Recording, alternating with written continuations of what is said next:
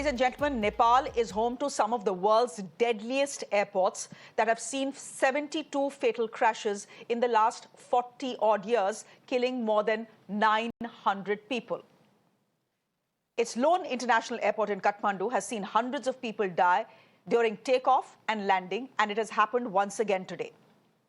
The pictures that you'll see will tell you just how deadly the crash at Nepal's Tribhuvan airport was. The pictures also tell you why no one survived. No one except its pilot. This is being called a miracle survival amidst a tragedy that has killed 18 people on board. The Shreya Airlines flight was en route to Pokhara. 19 people were on board, including a pilot and a co-pilot. Moments after the flight took off at 11:11 this morning, the aircraft suddenly flipped with the wingtip hitting the ground. It immediately caught fire. The jet then plunged into a gorge on the eastern side of the runway.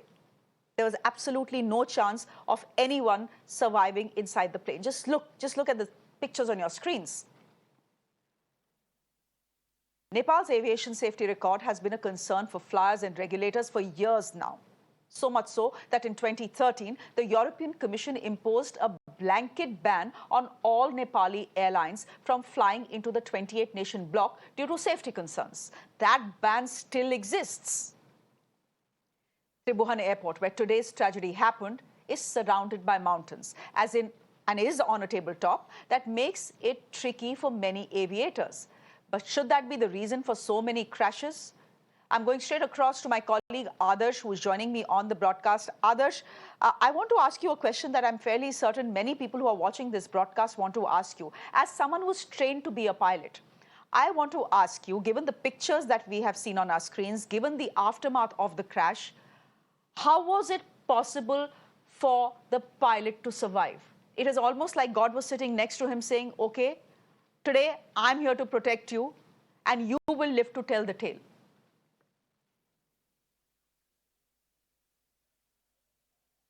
Oh, yes, indeed, Shreya. I don't think it can be put in a manner that is more apt than that. You rightly put it. It's a miracle pilot that we're talking about. The visuals on the screens must tell a story to everyone who's watching. And anybody looking at those visuals of the crash, the aftermath of the crash, the kind of rubble and the kind of mayhem on the ground, it is almost with certainty that everybody would say that there is no chance that anybody has survived this crash. But surprisingly, miraculously, a pilot indeed has survived. Usually, bearing the impact of any crash is the pilot, especially in most crashes, they sit at the front. And it is very, very unusual that in a case like this, in a crash that is so big, you have one of the pilots surviving. But again, if we can look at the main crash visual itself, moments before the aircraft plunged to the ground, one can see as to how the aircraft is not very high off the ground, and suddenly it takes a right turn. It almost seems as though there was a climb failure that this aircraft encountered. A climb failure can be due to many reasons. It could have been due to an engine failure, maybe bad pre-flight planning, in the sense that the flight may have been overloaded. There could be technical errors. There could be pilot error as well. But there was no reason for the aircraft to make such an intense and extreme turn so close from the ground. Of course, black box details will tell us more, but as you pointed out, Shreya, the big story, of course, as to how one pilot managed to survive this deadly crash.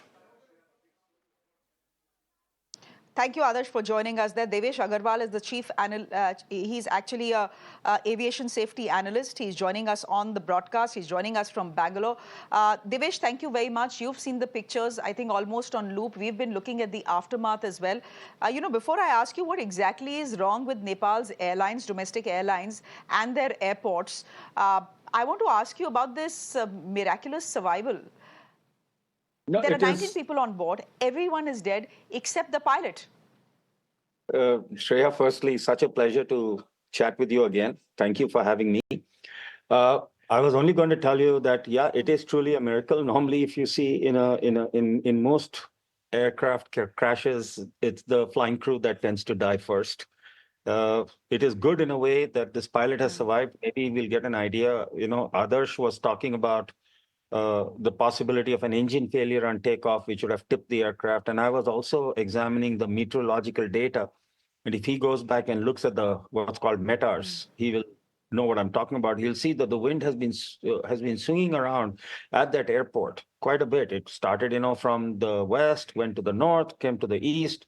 So it's the wind has been very variable, and in the mountain regions, especially around Tribhuvan Airport, you can get wind shear when you have these kinds of variable winds. The winds were not strong, so I don't really suspect weather has got a reason per se to play in it. And honestly, I would not try to speculate too much as to why, because I feel it will do a disservice. We should wait for some form of preliminary report from the Nepalese aviation regulators. Devesh shares the point. Uh, Actually, if you look at the data that's coming out of Nepal's airports in the last 40 years, Tribhuvan Airport is not even the deadliest. I mean, it's one of the deadliest in the world, yes, but actually the deadliest airport in Nepal is the airport that is the gateway to Mount Everest, Yes. which is the Lakula Airport. It's called the Lukla Airport, actually. Lukla. My question to you is this: What exactly is the Lukla, correct? Yes. What exactly is the problem? Is the problem the airlines? Because the European Union, as you know, doesn't let any Nepalese domestic airline operate in their territory. Is it the airlines? Is it just simply old aircraft? Is it the terrain, or is it the weather, or is it an unfortunate combination of everything that makes flying in Nepal so deadly? You are correct. It is an unfortunate combination of everything. Uh, the mountainous terrain, and if you look, it happens in India as well. If you see some of the, helicopter crashes and things like that that have happened in mountainous regions, we see, many times the Indian Air Force suffer losses, especially in forward bases in the mountainous regions of the Northeast, or, the Himalayan terrain. Mountainous areas, they do not offer too much flat land, so you can't have bigger airports. You take Lukla, that airport is so small that only a small twin otter, like I think it's a 10-seater, 12-seater or something like that, can land. You land, even the runway is kind of, on a kind of a hillside. The runway is not flat. The runway is actually inclined. You land kind of facing upwards and you take off facing downwards. So it is a very difficult airport, and unfortunately, that's the only way to get to the Himalayas. So that is there, but it's also a combination of financial strain that the Nepalese airlines have been facing, especially post-COVID. Tourism, was a major source of revenue for the airlines. It has really dried up, and also similar to India, not as much, but the Nepalese regulator does not have a very good reputation, of being independent. If you recall, our DGC also faces, if not to the same degree, a lesser degree of criticism of, being too beholden to the government, run by bureaucrats, not enough technical people, etc. So it is a combination of everything put together that is causing, and unfortunately, Nepal Okay. being a mountainous kingdom, it's worse.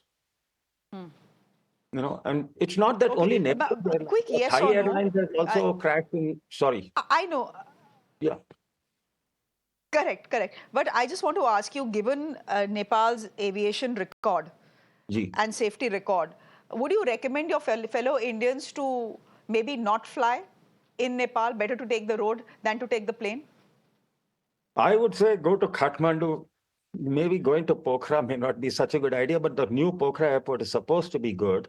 Correct. It's a this thing, but yes, the entire country's aviation ecosystem is suspect, and uh, one has to be a bit careful. Indian carriers are flying to Kathmandu. So I would say fly an Indian carrier. Royal Nepal Airlines, I think, also operates modern aircraft to India. They don't operate the smaller turboprops and things like that. The CRJ 200 is Okay. definitely a Okay, commuter Devesh. aircraft. Okay, Devesh, we'll leave it there for the moment. Thank you very much for joining us and giving us some perspective on why the aviation ecosystem in Nepal has come crash landing. It has been crash landing for some time now, for the last 40 years, but today just drives home that point. Ladies and gentlemen, 18 people dead, one miracle survivor in that air crash. Thank you very much, Devesh, for joining us.